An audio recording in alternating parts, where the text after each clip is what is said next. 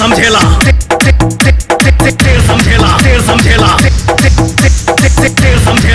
चिल्ला के औकात बतावेला तोरा जैसन भड़ुआ मरद ना रे। अगर तोहनी के पैदाइश में फर्क नहीं थे ना, जब तक बजाई बाज के जइहा संगे तोरी बहिन का।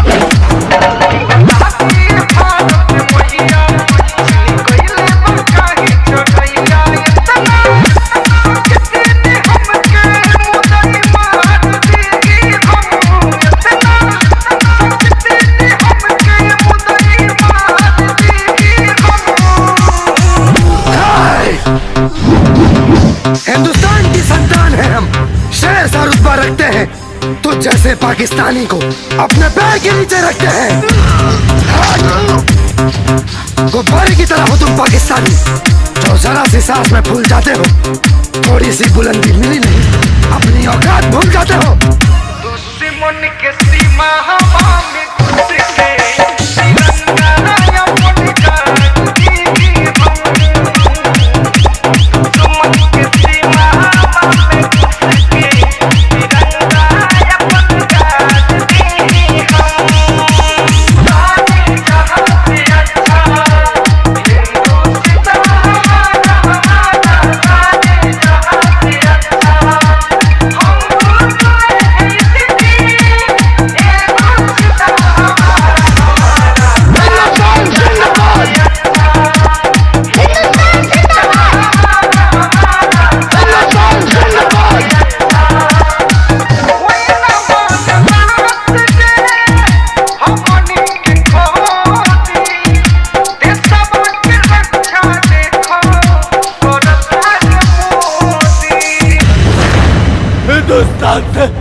पाकिस्तान तक तूने बहुत दर्द दिया है। कसम है पाकिस्तान की, जलाकर तेरे मुल्क को बनाऊंगा शमशान।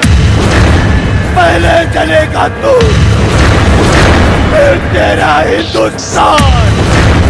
हिंदुस्तान मुर्दाबाद।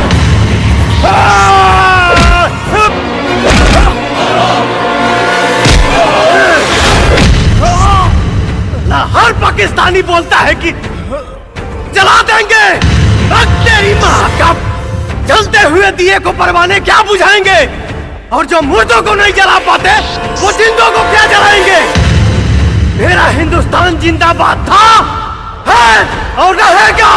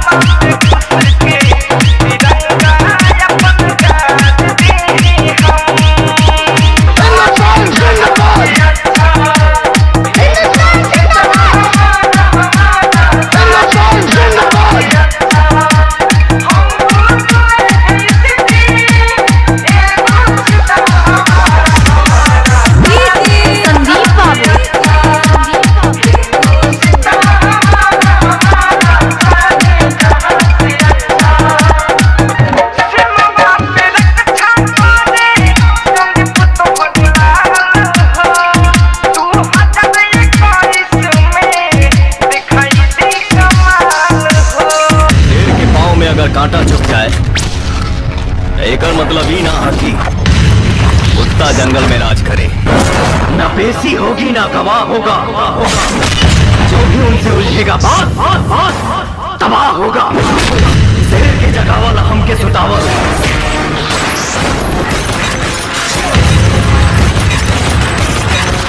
तोहनी के पास में नहीं खे।